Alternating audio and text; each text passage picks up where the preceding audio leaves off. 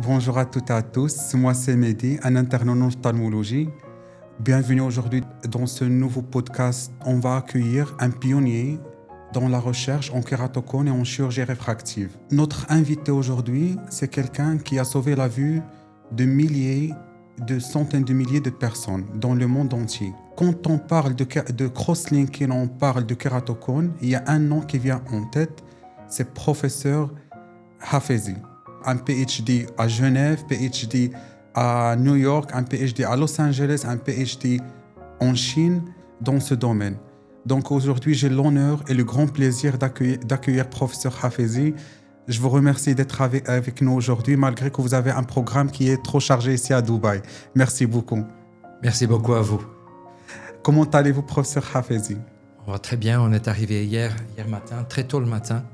Et depuis qu'on est à Dubaï, on aime énormément l'énergie de cette ville. Elle ne dort jamais. C'est très intéressant d'être ici. Oui. Vous avez profité un peu de la ville? Malheureusement pas encore trop, mais espérons ce soir. Oui. Je vais vous donner quelques conseils. Donc, professeur Hafezi, ma première question, tout le monde vous connaît en tant que chercheur, en tant que pionnier dans ce domaine. Mais on aimerait bien savoir qui est professeur Hafezi en dehors de toute activité de recherche, en dehors de toute activité scientifique.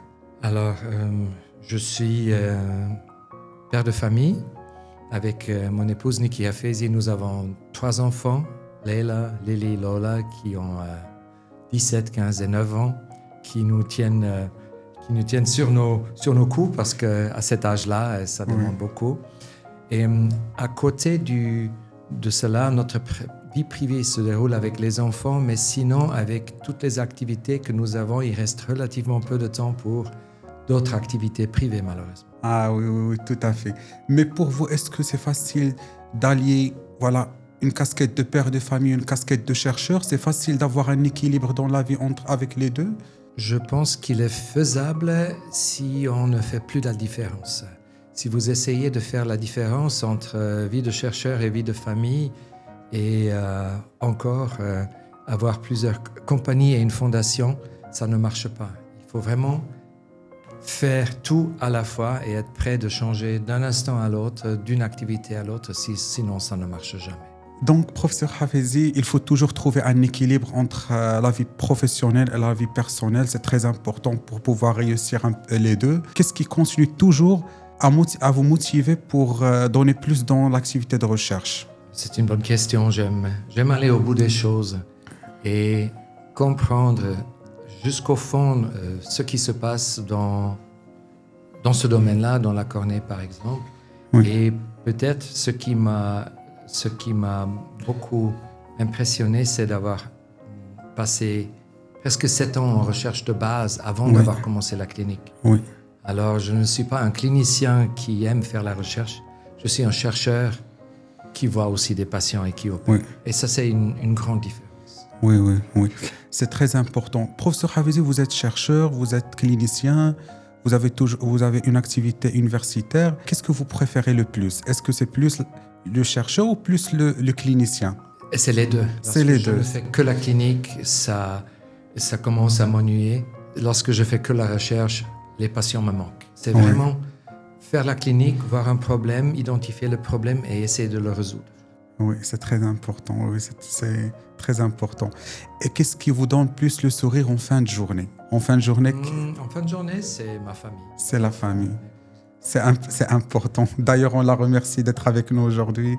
Merci. Maintenant, on a parlé un peu de motivation. On a parlé de qui est professeur Hafezi. Et cette motivation qui a fait naître le cross-linking, ou qui a fait naître un grand domaine de prise en charge des patients avec kératocone. J'aimerais bien ouvrir ce grand sujet avec vous. Comment est née l'idée du cross-linking et comment elle est arrivée maintenant à une référence mondiale dans la prise en charge des patients avec kératocone? L'idée du cross-linking vient non pas de moi, mais de Theo Zeiler. C'est mon partenaire senior qui a eu l'idée, d'après ce qu'il nous a raconté, dans 1995-16, en étant chez le dentiste. Oui. Il a eu une carie qui a été enlevée et après le dentiste a mis quelque chose de mou dans le trou et après il a endurci avec la lumière UV. Et c'est à ce moment-là qu'il s'est dit peut-être ça marche dans la cornée humaine. Et en 1999, une dizaine de patients a été traités à Dresden en Allemagne où il était chef de service. Et quelques mois plus tard, il est venu en Suisse pour devenir chef à l'université de Zurich. Mais je pense que presque 4000 travaux sur PubMed parlent clairement pour le concept. Oui. Maintenant, on voit que le crosslinking a beaucoup évolué. On parle de protocoles accélérés, de l'EpiOn, des traitements personnalisés. Maintenant, en tant qu'expert et pionnier dans ce domaine, comment vous voyez l'avenir de cette méthode, disons dans les 10 prochaines années? On va avoir de plus en plus de choix. Il y a 20 ans, un chirurgien de la cataracte vous aurait dit la cataracte, c'est opérer manuellement et mettre une lentille, non pas sphérique, mais asphérique. Ça, c'est très, très moderne. Oui. Aujourd'hui, vous avez, selon le patient, des asphériques, des toriques, des EDOF, des multifocales, des trifocales.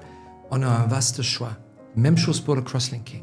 Alors, si quelqu'un me dit aujourd'hui le crosslinking, c'est enclencher la lumière UV, ils n'ont pas vraiment compris le concept. Ce n'est pas une méthode, c'est un mécanisme physiologique qui se passe dans la cornée.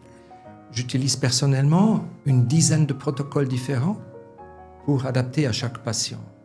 Nous avons développé un EpiOn qui est aussi performant qu'un EpiOff standardisé. On vient de le publier il y a quelques semaines. On a créé le PACE qui améliore la vision chez le kératocone, parfois de 6 lignes.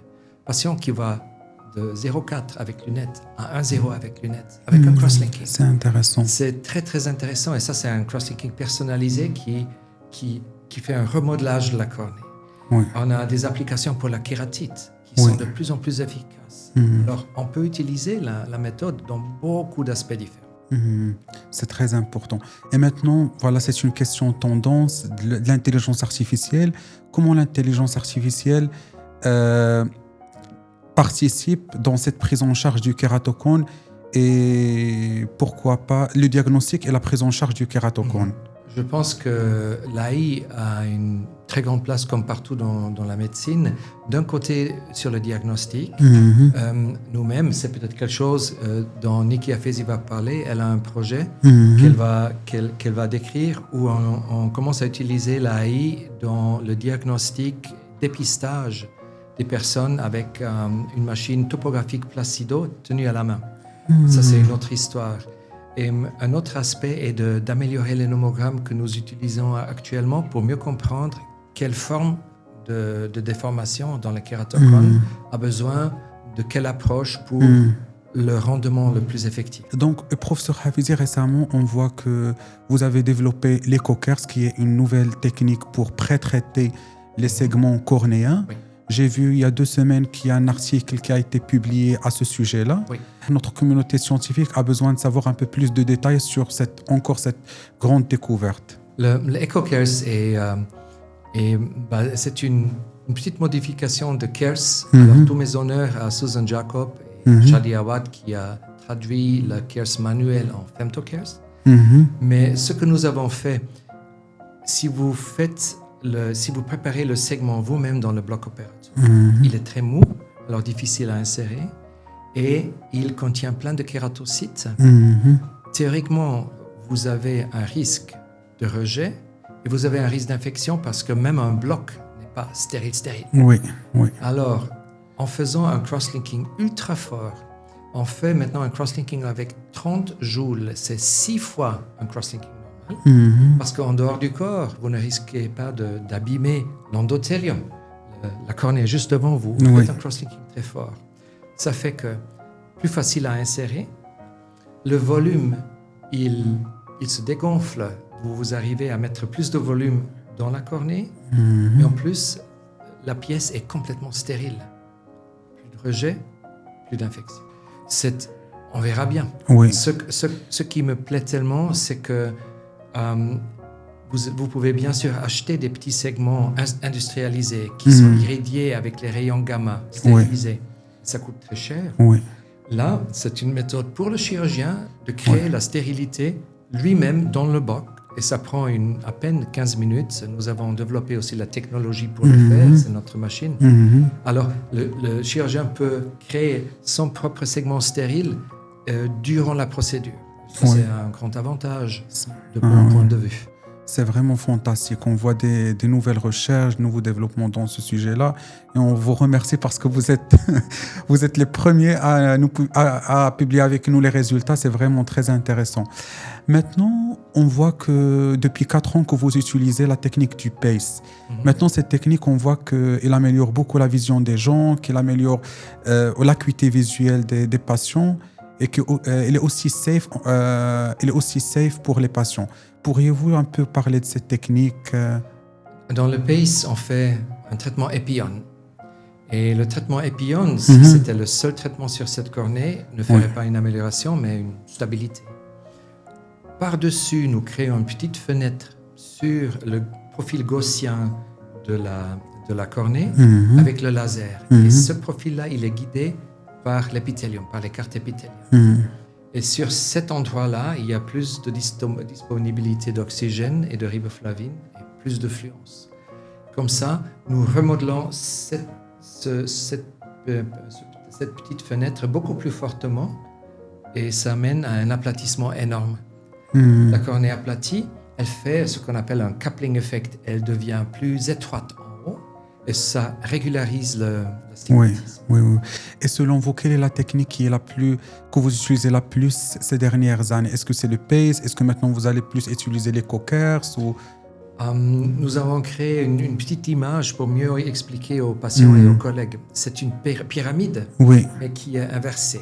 Oui. Alors, si vous vous imaginez en bas, il y a des kératocones pas trop forts. Si j'ai un kératocone qui a juste besoin d'un petit réglage, je fais une PKR guidée à la topographie ou à la front d'onde.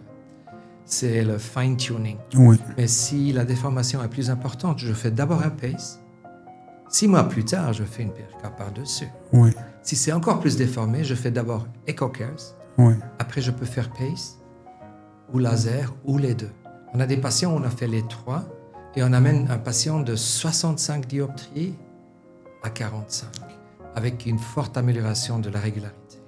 C'est vraiment, ça aurait été de la science-fiction il y a 10 ans. C'est ce qu'on appelle les traitements personnalisés. Je pense que c'est les traitements présents et futurs. On ne peut pas appliquer une technique à tout le monde, mais il faut adapter. C'est ce qui est bien en chirurgie réfractive. On peut alterner et adapter plusieurs traitements à la fois. Maintenant, professeur Hafezi, j'arrive à un petit jeu. Je vais vous donner 2 mots et vous allez choisir instinctivement un seul sans trop y penser. Okay. Première chose, Genève ou Zurich? Zurich. Motivation ou discipline? Motivation. Recherche ou clinique? Recherche. Famille ou université? Famille. Cornée fine ou cornée irrégulière? Cornée irrégulière. Pourquoi cornée irrégulière? Parce qu'elle pose plus de problèmes à maîtriser. Donc, professeur, j'aimerais bien vous poser une petite question par rapport à un résident en ophtalmologie ou interne en ophtalmologie. Quel conseil que vous donnez à quelqu'un qui souhaite s'initier à la cornée, à la recherche en cornée? La recherche, ne perdez jamais la motivation et mettez toute votre énergie dedans et l'énergie ne s'arrête pas le vendredi soir à 17h. Il faut vraiment vivre la matière et n'ayez pas peur de faire des décisions qui ne sont pas très populaires. Et personnellement, j'ai fait plusieurs décisions dans ma carrière qui étaient des suicides de carrière dans la vue des autres. Ça m'a beaucoup apporté. Alors ayez le courage de faire l'inconvénient et l'inhabituel parce que lorsque vous êtes jeune, vous n'avez rien à perdre. Alors, essayez tout. Tout à fait. Mais vous êtes d'accord avec moi que les études médicales, il y a parfois des obstacles. Je pense que vous aussi, vous avez eu des obstacles. Sûr. Vous avez des conseils pour remédier à ces obstacles et pour... Personnellement, je me suis dit, je vais faire ce que j'aime. Et je ne vais pas trop regarder si c'est vraiment le choix le plus politiquement agréable ou favorable. Faites ce que votre cœur vous amène. Mais donnez tout. Alors, il ne faut pas penser au chemin de retour, il faut tout donner dans l'avant. Avec une vue d'expert, comment vous voyez l'avenir de l'ophtalmologie en général dans les prochaines années? Est-ce que vous avez une vue plus optimiste ou une vue, parce que parfois on a des collègues qui disent avec l'émergence de l'intelligence artificielle, parfois on peut perdre la main sur certaines techniques, sur certaines chirurgies. Comment vous voyez les choses dans l'avenir? On va certainement avoir des changements majeurs, mais Oui. je ne pense pas qu'il faut avoir peur du futur. L'esprit humain va toujours être l'esprit décisif. Peut-être que nous n'allons pas faire nous-mêmes la chirurgie de la cataracte dans 25 ans ou 30 ans. Peut-être c'est un robot, Oui. mais le mastermind derrière sera toujours l'homme.